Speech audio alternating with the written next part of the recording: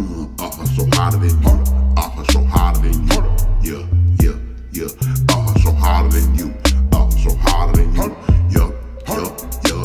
You be chillin' no day with your boo. Chillin' no day with your boo. I been on that man hustle all day.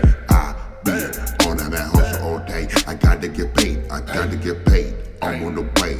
I'm on the man hustle all day. Day. What else can I say? I'm here to stay. Another day. Got to get paid. Yo, what's up, YouTube folks? Welcome back. Another episode, Just Campos, the Ink Hustle Tattoo TV. And guess what? Right here, I got this little fine piece right here. You're looking at it right now. This virgin, you know what I mean? This Mary piece right here. I'm sure you guys all seen it. It's pretty much used a lot of the times with some religious artwork, you know, that's happening. But right here, I'm gonna lay that out on this piece. I've been working on this sleeve for maybe a few months, and right now it's time to fill in the inside of the arm. I've been progressing. This is probably one of the last pieces on this arm.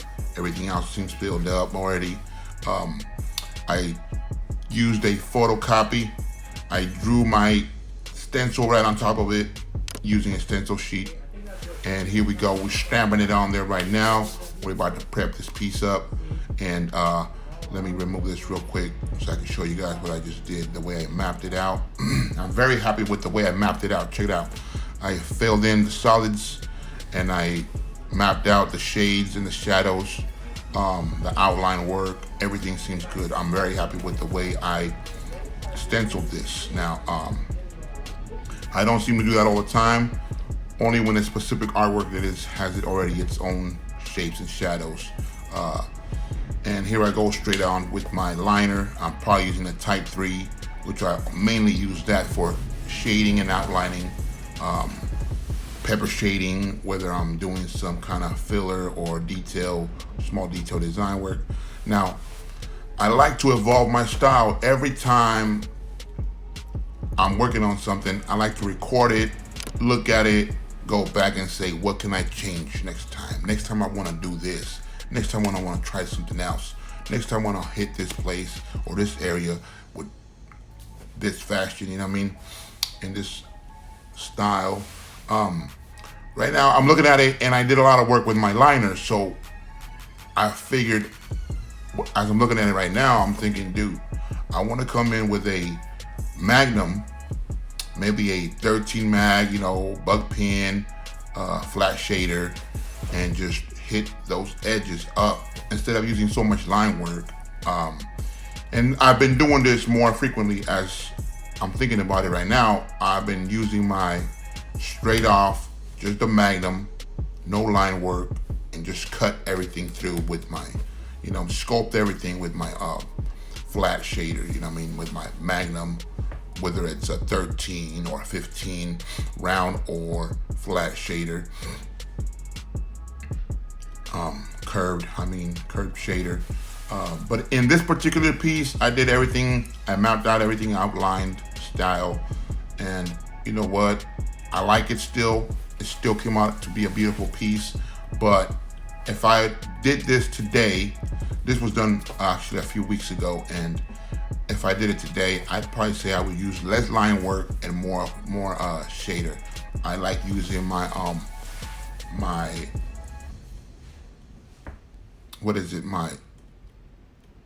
my Cheyenne pen for this. I've been using my Cheyenne pen, and I'm really happy with my Cheyenne. I've been having it for about 2 years now. I've been using my Cheyenne pen for about 2 years, maybe 3 now, and it's been working fine. It's been working wonderfully. I think I picked it up for about $700.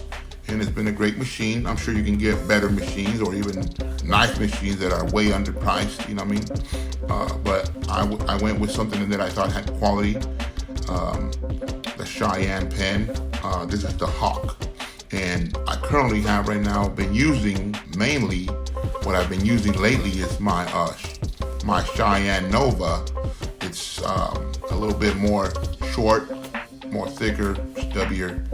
And that one seems to run really great at high voltages, which I'd be running at between 9 and 10 at the medium, and at the highest I run it to about 11 to 12 voltages when I'm doing certain type of work. And like I said, it all depends on the skin types, you know what I mean? If the skin type is very tough or it has a certain texture to it, I might run it high. If the skin is soft and delicate and it absorbs the ink easier or a lot faster, it has less resistance to the needles, then I might be able to run it lower, you know what I mean, at about 9 to 10 volts or even 8. But it all depends. Like I get my feel of the skin, I run it, I change it as much as I need to as I go through. Right here I'm doing some soft shades. I'm going in with my shader, my flat Magnum, and as I go in, you know what I mean, I run my soft shader on it, maybe bug pin. When you see the redness, it's when you're getting those bug pin shades in there. Usually it's the bug pin because the needles are so small that it leaves mainly like a redness feel, and you know, it almost looks a little bloody, but it's just the redness, you know, a little irritated. But as you can see, you know what I mean, I'm working that in with my shader, and I'm pretty much happy with the way it's coming out. Right now I have to work in this whole piece, and I have to make it fit and flow with the rest of the artwork around it that surrounds the new design. So as we hit this up, you know what I mean, we are getting it in, but I'm doing various layers, you know, the dark layers, the soft layers and shades. And as we continue along, you know what I mean, we're able to, as we continue to progress through it, you know what I mean, I think this is going to be a nice piece that'll showcase the inside of the arm nicely, and it's going to go flow good with the rest of the artwork that he has going on in his arms. And this is one of my clients. He's been coming to me time and time again, and I'm very proud and happy with the results of the artwork that we're putting on him. Now, he came in recently and we did some more work. We did a new piece on his arm. We actually, I think I posted it on my last video. I posted my last video, and it's the money mouth, you know what I mean? The money mouth, the rose, the money rose, and the trust no one script lettering. And that's his other arm we're working on within the same space, the inside of the arm. So anyway, guys, I'm glad and happy that you guys are here watching me on my next video. This is what next one up. Season 2 with Jess Campos, the Ink Hustle Tattoo TV. And guess what, guys? I am very grateful to have you guys subscribe to my channel. Follow me on the Instagram if you must.